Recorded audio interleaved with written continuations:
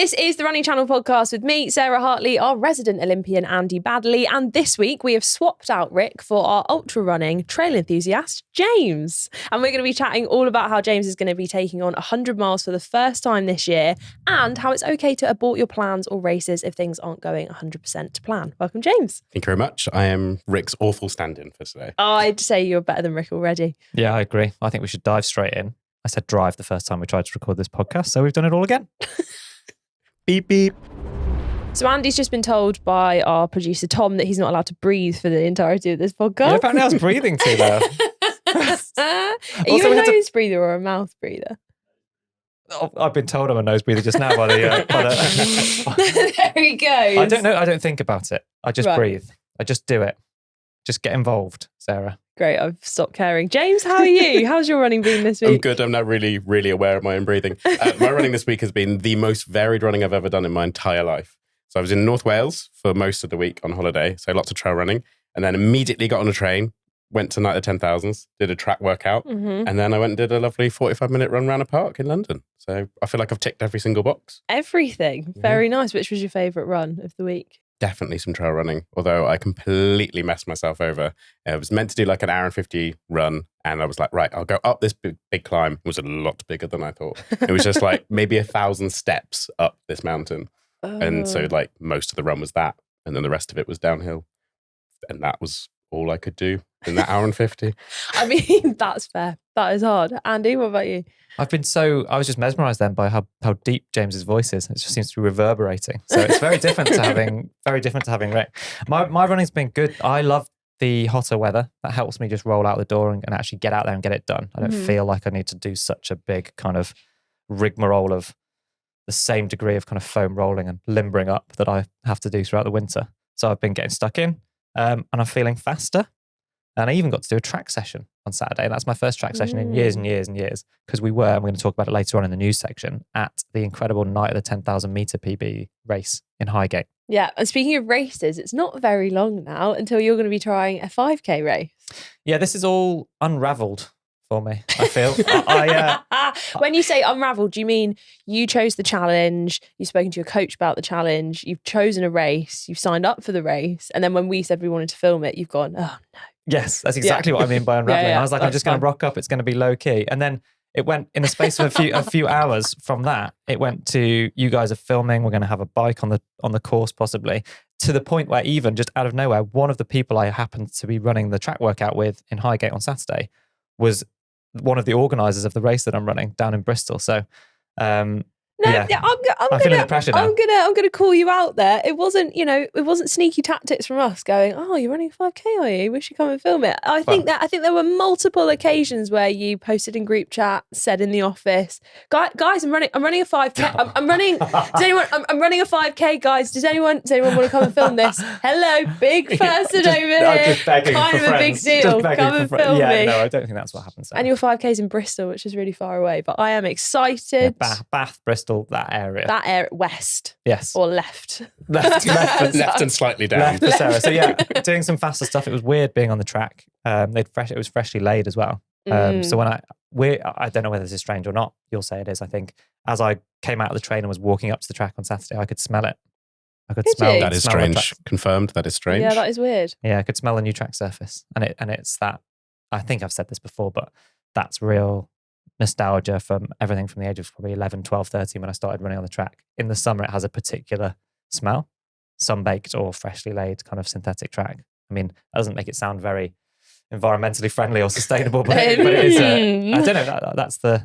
That's what I can really associate with a childhood spent running around in circles. That and the way my brain doesn't work anymore. Yeah, that was a journey, but thanks. Oh, right. All right. Can I talk about my running now? No, I don't care about your running. Back to me doing a 5K. Yeah, that's what I think we should talk about your running, but you took on something slightly unusual yesterday, didn't you? And I feel like this is going to be something you moan about for the rest of this week. Yeah. Oh, yeah. So I took on a 10+ mile version of a Tough Mudder. Yeah. And you beforehand, Yeah. And not immediately beforehand, because I think you started panicking immediately beforehand, but a few days beforehand. What was your opinion of these races? I was so chill about it. Yeah. I was like, yeah, it's just tough, man. I'm just going to bash it out. Yeah, easy. It was so I've done hard. marathons, I've done ultras in Thailand. How hard can it be? Well, I think the thing that was making me feel better is that, firstly, the thing I love about it is that it's not a race. Like, you don't get a time. If you want to track it on your watch, you can, but like they don't time you at all. The whole thing, you have to say a little pledge before you start. Oh, wow. And it's literally like, I pledge to help my fellow mudders. Did you help anyone? Yeah. Did you really? Yeah, no, I actually did. Oh. Yeah, I helped lots of people. I'm quite surprised. I thought you'd be just Sarah, just for herself. Get in there. Pushing kids over. Yeah, exactly. Standing on top of other people to get over the obstacles. I did that too. But you were supposed to. Yeah. So there were like loads of, I think we did maybe 20 obstacles, and that ranged from like wheelbarrow racing all the way up to one which was called Arctic. I'm not going to say the second word because I always say it wrong. It's either enema or enema. As in Arctic enema. What? I mean, you had to pause for an enema. I kept calling it Arctic enema. Wow. And I was like, I'm pretty sure it's not that. But no, that was essentially, there's a big plastic tube. You climb. I mean, it could still be the Arctic enema. And then it went. You climb up a ladder. You're at the top of this big plastic tube, and you slide down it into an ice bath. Oh, right. And then, I mean, I've not had an enema. I don't think that's what it is. Enema, I think that's what it is. So you then slide down into this freezing cold water, and then they have a whole rack of tyres. So then you have to submerge yourself and crawl underneath the tyres, which was hard. And then there were other ones. My favourite one was, there was like essentially a huge big, was it cuboid, where it's a 3D rectangle? Yes. Is that right? Yeah, that's right. So there's a huge big cuboid in the middle of like maybe 5 foot. Have you said the word cuboid since you were at school? I said it a lot yesterday. So let's get to the cuboid. Big cuboid submerged in maybe like 5 foot of water. And basically that's where you had to really work as a team, because if you were on the side of it and you had to get over it. So one side was pushing up, you could maybe get 4 people over. Yeah. And then the other side, you were pulling it down to get people to tip over. And was this with strangers or with people that you know? With apps. So I did it with 3 other people who I knew. Yeah. And I'd say like that's a solid team, because there were ones as well where you had to get over a vertical wall that was maybe like 7-8 foot. Could you have got around some of the obstacles completely on your own? Like if you were so far ahead, because you run between the obstacles, right? Yeah. Well, I mean, they set you off in groups. Okay. There are loads of ones where it was like monkey bars, which is why my arms are in so much pain. Yeah, and you were just moving your microphone to your face today. You were sort of the pain. The one, it was hilarious though. There was loads of different monkey bars ones. I was terrible. Like there was one where you had to suspend yourself along a rope. Couldn't do that one at all. Have 0 arm strength. What happens if you can't do them? You either fall into water, lovely, or you just like drop down and you can walk through. Like you don't have to do every single one, and you can avoid some obstacles as well. But there was one where, so we'd done a few ones where there was like bars to hold on to, and you had to go over like monkey bars kind of things. And then we got to one, the hardest one probably, where you were holding on to rungs. Then there was a middle section where I think it got even harder, but I didn't get that far. But I got out of the 4 of us, one guy, amazing, every single one, he was fine. Yeah. I got the furthest out of the rest of the 3 of us, purely because on that one, if you let go, you dropped down quite far into 5 foot of water. Oh. And I was so scared that I just didn't let go. So it was pure willpower. It was pure like, that's worse. My arms are in pain, but I'm going to carry on holding on. Is this making you want to do it, James? No, this sounds like genuine fear. Yeah. Everything you're describing. You like the countryside, though. It's quite you like farms and mud and stuff? Yeah, but I'm terrified of heights, and I have the upper body strength of like a wet noodle. What about electric shocks? Yeah, also not a fan. That was one of the worst ones. Is there's quite a few where you're in a small bit of water, but you have to properly like submerge yourself in it and crawl along. And there was one where there were little wires hanging down, and if you hit it, you got an electric shock. How big are we talking of an electric shock? So it wasn't painful, but it made you react. It was kind of like an out of body experience. So I think we were talking about this, and I had this weird idea that we should, on the podcast, James, don't worry, you can step out for this. We'll get Rick back involved. That we should sort of wire ourselves up with some kind of electric shock. I just thought it'd be funny. And I think we maybe do a quiz, and if you get a question wrong, then... Yeah, no, I'm actually good. No, sure? Well, maybe. So I think, though, Rick's not here. Yeah. There's no way he's going to listen back to this because he's gonna be so cross that he's not in this episode. Yeah. Apart from the fact that he's editing it. Nah, he still does. I don't think he says he edits it. I'm pretty sure AI does it. And I think we should get 3 electric shock collars or like buttons or whatever. And ours are turned off. Yeah. Nice. And we just or you do it as like a lie detector. Oh, with a little electric buzz. Then Sarah and I would be fine. And Rick would get buzzed all of the time because he's just making everything up every week. He's like, oh, I've been doing some research. Have you really? But his confidence is so impressive that he would think it's the truth, so nothing would show up and you'd be absolutely fine. Maybe. And so you've done Tough Mudder, and you and I have been challenged, haven't we, as well, to do, it's not quite the same. A high rocks. A high rocks, which is supposed to be like CrossFit for runners. Yeah. I was semi-confident about that until I did the Tough. This is not. So I was going to say, how much did the running fitness help you with Tough Mudder? Not at all. Or I mean, we still ran 17, 18 kilometers total. Okay. So that bit was fine. And it was actually, I'm so excited that we're talking about ultras today because I love the kind of ultra mentality of you run a bit, you stop at an aid station, which were epic, by the way. The food at that aid station, amazing. And then you carry on running. So that was great, but zero upper body strength. So hey, well, you had your streak of conditioning and Pilates and stuff that you've been doing more or less every week all year. Yeah. 1 week off, didn't you, around the marathon? My core, excellent. Yeah. My arms. Okay. Well, wet noodles. Jess from the running channel is very keen to get a pull-up bar in our new office. So I'm actually going to the gym today, not to do a gym workout, I'm going swimming, but I'm going to go see if I'm going to like another branch of the gym that I belong to see if they have the pull-up machine. Okay, and then by the end of this year, I want to do one. Everyone can wait with bated breath for an update next week's podcast, whether Sarah could do get anywhere near a pull-up. Yeah, really exciting stuff. Yeah. But I thought as well, in this episode, I know Rick's not here, but we'll ask him next week, it would be good to cement what people should be excited about for updates for the rest of the year. Because I feel like post-marathon, we've all been all over the place. So for me, whether I can do a pull-up, and then also I'm signed up to do the big half in September. So my next kind of big goal that I'm working towards is a half marathon PB. Got it. For you, it's your 5K. Yeah, and then I've got some plans after that as well. So what should people anticipate? Well, all of the distances. Yeah. So 5K. Confirmed, Andy's doing 100 miles. 100 metres, 200 metres. Hey, well, they would be more fun, 100 miles. But I'd definitely 250 miles? No, let's shush. We're going to come on to that. 5K, I'm going to step up through distances as the year goes on. 5K now, 10K, half marathon in the autumn, winter marathon. Job done. Nice. Then I might just retire again. How many times can you retire? I think usually just the once. Yeah, that's what I thought. Maybe you're taking the Elton John approach to running. Just be like, it's my final farewell tour, and I'm back again. Yes, yeah, exactly. Just revival. Just when all of the old boy bands from the 90s get back together. That's basically. That's like your legs trying to work again. Yeah, exactly. Like getting back together. But speaking of big challenges, let's talk about 100 miles. So it's a really long way. So it's too far. Why are you doing it? Yeah. A lot of people ask me this. A lot of people do the thing like, I wouldn't even drive that far. I think for me, the reason why I want to do it, and I want to do it now, is that it's the only distance that terrifies me. So 100K did terrify me, not as much. I felt like I could do it because a lot of my friends had done 100Ks or 50 milers and were like, strength of will get you so far. You can definitely do that.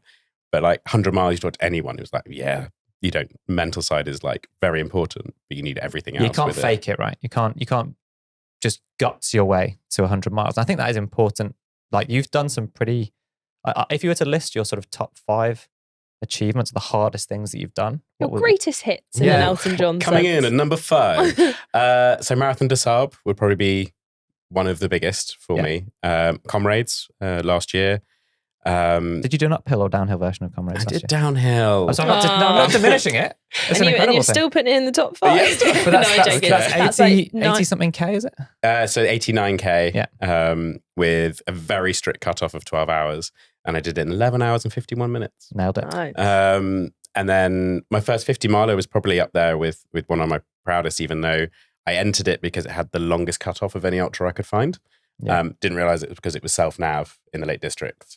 And it deliberately starts late in the day, so you have to do it at night. Rick will shout at us because we're using all sorts of in terminology. Well, you are self-nav. Self-navigated. So there's no route planning at all. Can you use your watch? Yeah, you can use your watch. Although I didn't really know how to use my watch back then. So what I See, would do now I is just can't keep tell the someone ahead difference of me. between you and Rick. Yeah. I'm trying to think of the other ones. I think that's enough. I think Yeah. I wanted to give everyone a flavour of the kind of bonkers stuff that you have already done, but then the fact that you've taken on some of the biggest races in the world that are a long way, although Marathon des Sables is split over multiple days, right? The 100 miles still scares you. Utterly terrifies me. It's the only race that I've had nightmares about as well. So again, Marathon des Sables in the desert, 40-degree heat. I was so well planned and prepared for it, and it almost felt like it was 3 years leading up to it. So I never really panicked about it, apart from I did a 2-day race and had to pull out after the first day because the snow was so bad. I was terrified of like breaking a leg or something like that. And even though I took the decision to not complete it, the mental side of not doing that knocked me on. But that was the only blip through the entire way of training for that race. So I was so confident going up to it, which is very different to this kind of build up to this 100-miler. So now we are in mid-May, and what 100-miler are you planning on doing now? So autumn 100. So the trick is in the name of when that will be. Yeah. But obviously I was meant to be lining up for Thames Path 100 at the beginning of May, which didn't line up for. Sort of still dealing with the ramifications in my head of that before then pulling myself towards the 100-miler in autumn. And can you just talk us through because that's a hard decision to make, to not line up. So what led up to that decision and how are you feeling now? So, I mean, the main decision was, so while I was in Kenya, I picked up a small foot infection, but it essentially meant that running kind of any distance in any kind of heat would like make my foot feel very painful. I did what was meant to be a 30-miler about a week or two after coming back from Kenya, which would have been about a month before the race. And I was like, if I can do this, then I know I can push on and I can still do Thames Path. But I had to basically stop after 10 miles because it was so painful. And that kind of was the start of... It forces you to reassess. Exactly, yeah. And it's hard to do. Like you can see, even now you're like, you said it, but actually it's visible that you're squirming almost at the idea of having to not do it. I mean, yeah, it's past now, so you can't do it. But. Yeah, it was really hard, even like on the day, watching my friends complete it or not complete it. A lot of them did struggle with the heat and the mud of the race. But it was still really hard. And I did a knee-jerk reaction and entered a marathon on the day. I didn't do the marathon as well, but I was like, I need something, anything. And then the smart part of my brain kicked in and a few of my friends kicked in as well. Just like, you need to actually process not doing a race. And I think it's so easy for us as running channel to try to show that you've just done London Marathon in incredible time and we've all done incredible races in the past, but actually having the ability to kind of go, okay, training's not great, foot isn't great, I should not be doing this is so important. And I think for a race that's so big, not to use acronyms, but you've got like DNF, did not finish. You've also got DNS, did not start. Both of those, I think a lot of people look at like did not starts as like, oh, that's not as bad as mentally as if you'd started and you hadn't finished. But there are loads of people as well who maybe couldn't run London Marathon because of an injury, or we've just had Hackney Half this weekend. And there's lots of people like even within our office who are like, no, can't run it this year because of injury. And like that's really hard as well, because it's not just, oh, I'm not going anymore, so I can just put it out of my brain. Like you say, you've got friends running it, or like there is going to be a part of you on that date that's, oh, what would this have looked like if it was a bit different? Yeah, it wasn't very helpful that there was beautiful weather as well. I was like praying for like heavy rain. But yeah, it's so hard. And I've not really done many races where I've made the decision to not race them because my stubborn brain, I basically got into running because I needed something and like to help mental health and physical health, and like the ability to just go and do things. I love that feeling of like, I can just do it. Doesn't matter if I'm last. So the first half marathon, I was in like, I think the last 0.5% of that race. And that kind of mentality of like, well, I can still do it. But 100-miler is not something you can just do. And I think the only way I'm going to be able to do it is if I get on that start and know that my brain is also behind me. Yeah. Because that 100-mile mentality with like a little bit of a foot injury that was healing but still there would have just crept in the dark when you're just like, your brain doesn't want you to go on and your body's like, hey, I'm going to like flare up this bit. Yeah. Even though it's not that bad to be like, you need to stop. Yeah. And for anyone that's listening who has had to pass up on a big race that you've planned, because that could have been London Marathon. Loads of people sort of force it because they feel like that's their only chance they're going to get to run it, for example. But depending on the severity of your injury or your problem or your lack of build-up or whatever it might be, and then also the degree of difficulty of the race itself, like 100-miler is one of the most difficult things that you can do. So it's not just a case of like winging it and then you'll be fine to run another five. You know, if it's a 5K, it is a bit different. If you've got like a blister or something, whereas doing anything for 100 miles is going to put you in a whole world of trouble mentally and physically. Then you could miss another year or two of running based on not getting that preparation right. Yeah, I definitely have learned the hard way. I did, weirdly, the Hackney Half is this weekend, but I did Hackney Half a good couple of years ago and was on the start line with a knee niggle. Was like, oh, it's fine. And then I ended up making this knee injury so much worse that I couldn't properly run for sort of 4 months. Yeah. And that, you know, you learn in running, you learn through mistakes, you know, either through your training or through the running or through your race strategy or mentally. I find that I learn the most by not succeeding. Yeah. Either through like a training session that's gone badly or a week that's gone badly. But we're here to help people to, you know, hopefully we've made the mistakes. You know, I'm a lot older than both of you, and I've made lots of mistakes. I've never made the mistake foolish enough to try and run 100-miler. But like the point is, not yet. Give it time. But the point is, I can give advice about the things that I've done based on the fact that quite often I've made those mistakes. So I can say, you know, just don't do this thing because that would be bonkers. And then what happens is this X, Y, and Z is the outcome of that. And so, but it's really hard to listen to other people, even if they have had more experience. So actually pretty good to have listened to, because it wasn't just your own call, right? Was it? There was a few people, like you said, friends and family and so on, weighing in to try and give you that rational, as a runner, we're not very rational a lot of the time, I don't think. Well, and Sarah was like the last, like, you're not gonna be ready? Okay, we're not doing it then. Sorry, yeah, I'm proper. But that's exactly what I needed, I think, as well, is that Sarah was just like, I'm not wasting any video, any production resource on this. I'm not going there for a DNF. I don't want to. Yeah, it's but it's that thing of like, we take the piss out of each other all the time as a team. But actually, we all do. I'm going to say this, and Rick's going to be like, edit this out. We all do respect each other. So actually, having Sarah be like, you're not doing it, is like the perfect thing you need sometimes. Of like. Bomb. I'm glad there was that voice in your head. But I do think that's important, because I think no matter what the distance is, whether you're running 100 meters or 100 miles, it's not just you. Like, whether you're an amateur, whether you're an elite, there's a team around you. And especially for 100 miles as well, you're getting into the territory where you are being crewed by people. And like, we're obviously in a unique environment where if we're filming someone go do a race, you've got like crew anyway. So you've got like support crew, film crew, everything. And so like, we want to will you to do the best as well, and don't want to put you in a situation where you're not having fun or like kind of, I guess, setting you up to fail, really. So like, we want to be as buzzing as you are, like for the attempt. And you don't want to see me at the end of like mile 50 or 40 at Igo 101. Where I was crying over my pole, snowing up in timed out. Go and watch the video of James taking on the Igo. That is such a good video. But that's also like you are such an incredibly mentally strong athlete. And I think like that's something that we can all see as well, is like, we can see when you're like eyes on the prize, locked in, ready to do something, and when we can kind of see the doubt as well. And like, if I compare you talking about the race, like when your foot was bad compared to how you're talking about the race now, it's like night and day.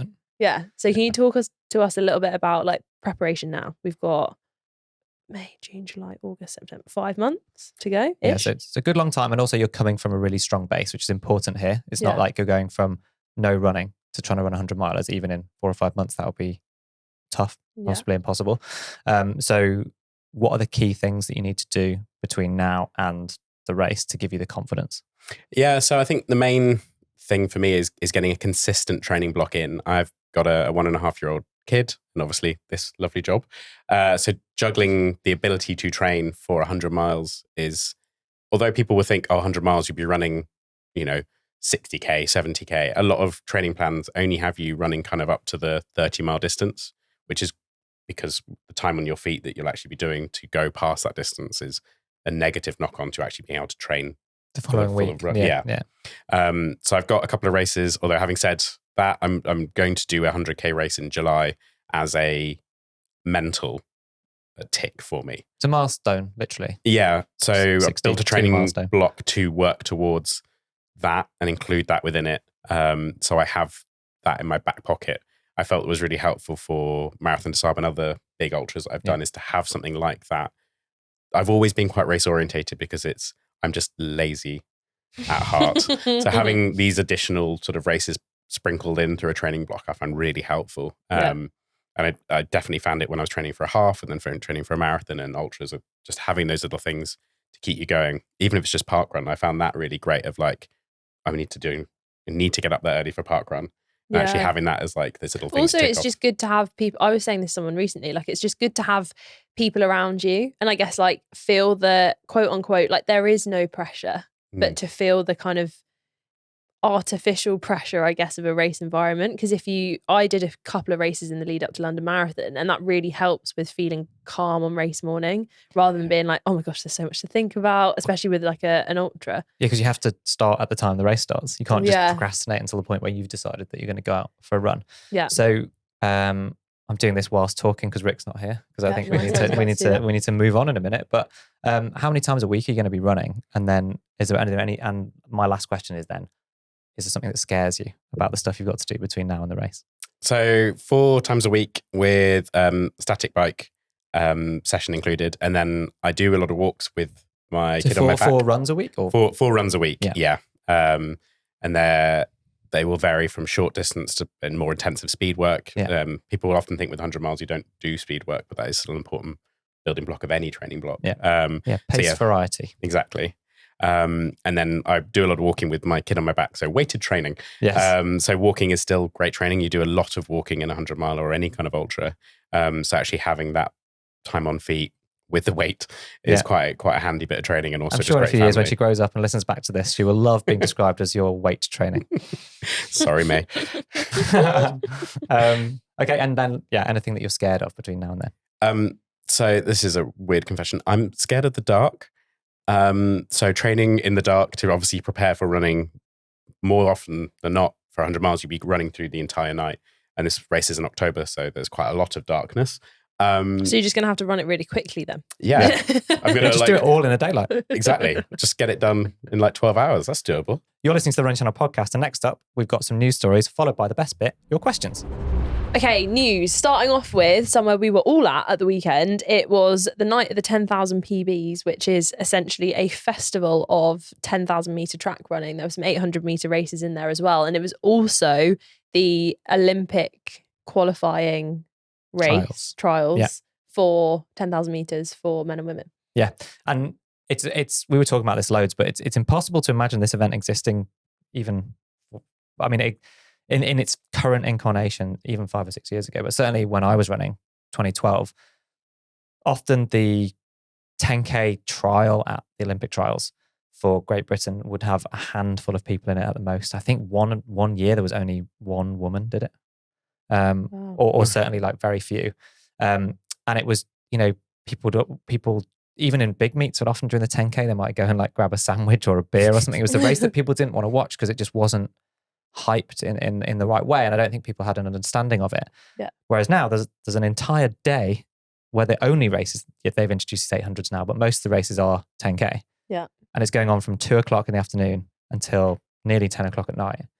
There are people lining the banks around this track, and it just seems to always be sunny in Highgate in North London. Yeah, it was supposed to rain and it was beautiful. It was absolutely amazing. But there's entertainment for children. There are beer tents over the track, so the runners are actually running through these beer tents. There's also like the spectators are allowed right into lane 3 in some places, which is just, it's so different to any other race that, and also when I was running, people had to go abroad to run fast times. That was the perception anyway. And also Britain weren't that good at running generally, with a few exceptions. So just that's totally turned on its head. So now people come off from all over the world to run in this race. Britain have got some of the best athletes in the world that are being really competitive. And we're probably putting on one of the best meets in the world. It's just something that's quite proud to see. It was great. My favourite moment, aside from the 10,000 metre running, was when a stunt man ran through fire, knives, He had axes. He was maybe throwing an axes as well. axes, yeah, and hurdled through it. It was ridiculous. I've never been to a track meet like that before. Like, I didn't know what to expect. Most people have already been to this event, so they knew what they were coming in for, but genuinely mind-blowing. And anyone who's slightly interested in running would have adored.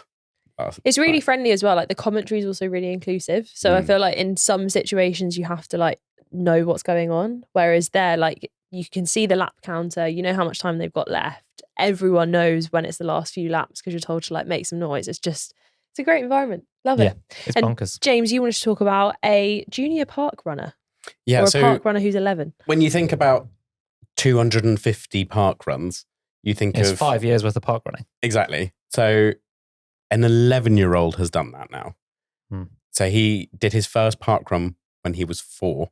Right. And has now clocked up 250. So my question is, how many park runs is he going to get to when he stops running in his like 90s? I can't even do the maths, but well, that's interesting. I mean, is there anything that you guys did when you were? Oh, well, I'm guessing running. You were running when you were 11, weren't you? Yeah, you look at me and so disappointed. Well, I was that like, is running there anything that you were doing when you were 11 that you're still doing now, but yours is going to be running? Yeah, probably. You haven't clocked up 250 running, park runs. Not having any friends. Yeah. Just hung on to both of those since I was 11. I was about to be like, haven't hung on to hair though, haven't you? Oh, wow. Okay. Well, next up, we've got the best bit, which is your questions. So let's jump straight into that. And who's going to read them? Am I going to have to do it? Oh, I was going to say, do you want me to read them? Okay. Oh, can I read it? Because the first one's quite savage. Yes. Go okay, for it. Excellent.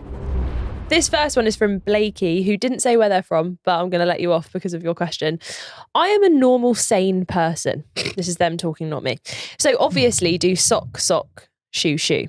But at the end of every cross-country race, I find myself doing sock, shoe as I change out of spikes back into something more comfortable to walk on tarmac again, because the team's area is so mud-infested that it's even on top of the ground sheets.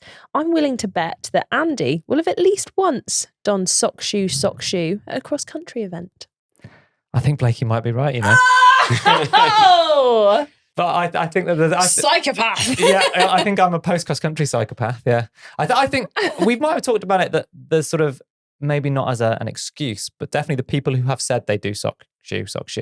It's generally dirt related, whether that's dog hair or something. So they're brushing off the bottom of their foot and keeping both feet protected from the elements. So I think if it's your natural inclination, sat in a perfectly clean environment, you know, on the bottom of your stairs or on your kitchen chair or something, to go sock shoe, then yeah, psychopath. But if you are protecting yourself from the dirt of cross country and the magic of cross country, I talked about smells being nostalgic. Yeah, I think being stood in a field. What, smelling your own feet after cross country? No, not the feet. I was thinking more, you know, deep heat and that kind of like muddy grass. Freshly churned muddy grass and like jam sandwiches and stuff. That's what. So that's my winter, and then my summer was freshly baked tartan synthetic athletics track. So all right, Paddington Bear. This is why I didn't have any friends when I was 11. All right. I mean, now on the podcast, I can admit I am a part-time psychopath because of trail running. So ultra distances, again, really muddy. I would take the entirety of one foot off and get it into another shoe because you don't want to then put your feet back in mud. So part-time this psychopath. Is where a fur-lined croc really is your friend. I don't think that's ever anyone's friend. That is the most middle-class thing I think I've ever heard. Yeah. Wow. I've recently purchased a pair and they're excellent. I will put them on yesterday. Lovely. Because you don't need a sock. Well, you can't see your feet on the podcast. You could be wearing anything right now. You've got no idea what she's wearing. Although I have just spotted our body language. So I've got my legs crossed towards you guys because I quite like it. Both of you have got your legs crossed away from me. You couldn't be trying harder to get away from me physically or metaphorically. Right, before Rick hates us, let's one go. more question. This is Katie from Lancaster. I recently ran the London Marathon in 2024. It didn't quite go to plan as I got injured at mile 13, but I managed to limp across and finish. It's hard. Yeah, Rick makes this look quite hard sometimes. It was then we discovered Sarah could not read. But I managed to limp across the finish line in 7 hours and 16 minutes. Good job. I've signed up for a half marathon in 7 weeks' time. I've been looking for training plans to help with this, but I can't seem to find any that support the half marathon distance after a marathon. Do you have any advice on the distances I should be covering for training during the half? And she also says it seems to be odd running less miles than she was before.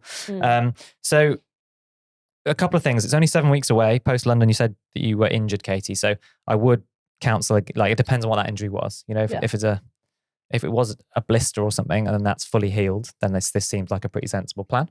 But if you've hobbled around a marathon in 7 hours, 16 minutes, having got injured, please just be sensible. Like, if things are still hurting, if you've still got a niggle and stuff, just because it's half the distance, taking on a half marathon is still a big physical exertion. So, as James found out in Hackney Half. Exactly. Yeah. So look after yourself, be sensible, and maybe push that back if not. But if you are back in the game and feeling fully healthy, then 7 weeks is going to be plenty of time because you'd already done all that marathon training. Yeah. And I would say that you can still look to cover the half marathon distance in training, because you will have covered at least that distance in your marathon training. So that's not a problem. And actually, most people who are trying to run a faster half marathon than they might have previously done would train and run at least a half marathon as their long run, because you can. It's not the same as a marathon. And so I would, 7 weeks, you're not going to have a massive shift in fitness. You're almost looking to hang on to that marathon fitness and maybe just do some slightly quicker stuff. And because it's only 7 weeks, that's why you won't be able to find a sort of standard copy and paste training plan out there. So my only advice really is that follow the same structure as your marathon plan. But yes, I would say it's normal to be doing less miles than you're trying to do for the marathon, but without knowing how many days a week you're training and things like that. Like, I'm probably doing the same miles I was for my marathon training now whilst training for 5K, but I've gone from training 3 times a week for the marathon to 4 times a week for 5K. So then that's kind of evened itself out. I don't have any long runs like I did. It's probably worth saying as well, like, the periodization element of training. Yeah. Like, I feel like loads of people want to sign up to loads of amazing races, but if you look at an elite marathon runner, they're not at marathon fitness all year round. So it is really important as well to go through a training block where you maybe do build up to a marathon, then drop mileage down, drop the distances down, work on speed, and then you can ramp it back up. You don't need to, I know for a lot of people, they're like, great, I've run a marathon, I need to hold on to this. But you can definitely drop it down and train for 5K, 10K, and then build it back up. Exactly that. I was thinking that in the marathon training, a lot of your stuff is probably 10K pace is the fastest pace that you would touch on. But in the half marathon, you would drop that back, drop down one more. So do a little bit more stuff at 5K. So the half marathon pace feels easier. So before Rick shouts at us for making this too long, I reckon we should wrap up now. But Sarah, do you have a parting favour to ask? I do have a parting favour to ask. Should we make Andy do 100 miles? No. I just think we should. I think it's character building. I think you'd love it. I think you'd really enjoy the snacks. I think we'd enjoy it. I could pace him and get my own back for the 10K race. Yeah, that's true. Yeah. I shouted at you a lot in that, didn't I? But I only got to shout at you for, whatever it was, 50 minutes, whereas you get to shout at me for a really long time in 100 miler. I just think at some point in your life. No. Well, I'm going to jump in with my own favour, which is please don't ask me to run 100 milers, but please do like and follow this podcast wherever you're watching it. So if you're watching it on YouTube, hit subscribe, come back for the next one. Or if you're listening to it on audio platforms, then hit follow, because we love your questions. And the more we can get into podcast@therunningchannel.com, the better. We'll see you next time. Bye-bye.